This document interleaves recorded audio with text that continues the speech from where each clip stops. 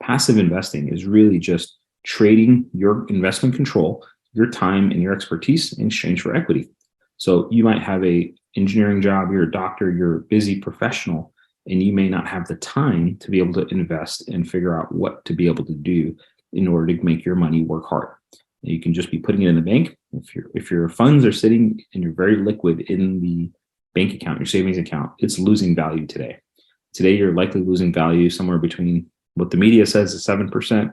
What I think you can go and do homework is 10, 12, 15% inflation. That means your cash sitting in the bank is losing that value every year by just sitting there. So you need to do something to put it to work in order to counteract the loss in purchasing power. So what are the factors you should factor in? So the team, the property, the market, the business plan, and overall returns, right? So I have 5. The big ones are the 4. By looking at the property, that's important. We use an analogy here like a race, horse race. You have the horse and you have the jockey and you have all this other stuff, right? The most important thing you should look at is the team, the operator. Who are you investing in? Who are you trusting your hard-earned capital to work for? Think about the team. Then you have the property. Then you have the market and the business plan.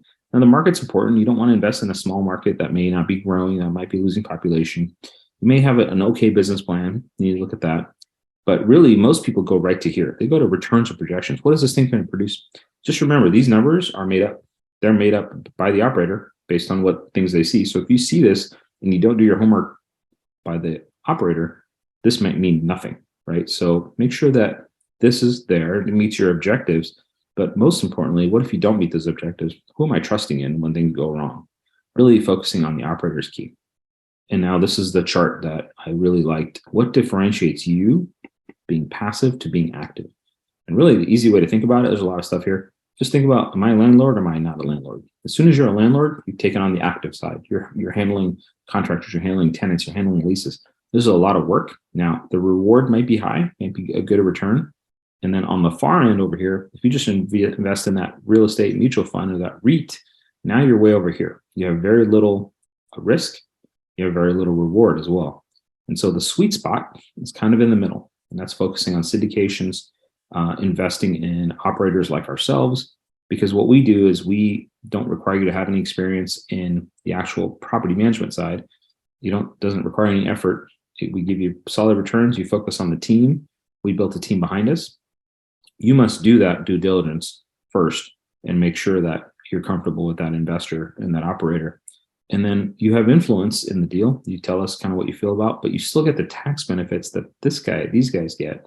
These guys don't get any tax benefits without the effort and the work. So that's really the difference here. And this is why we believe large syndications are really well. Now, me, myself, I'm an active operator, so of course I'm going to say that.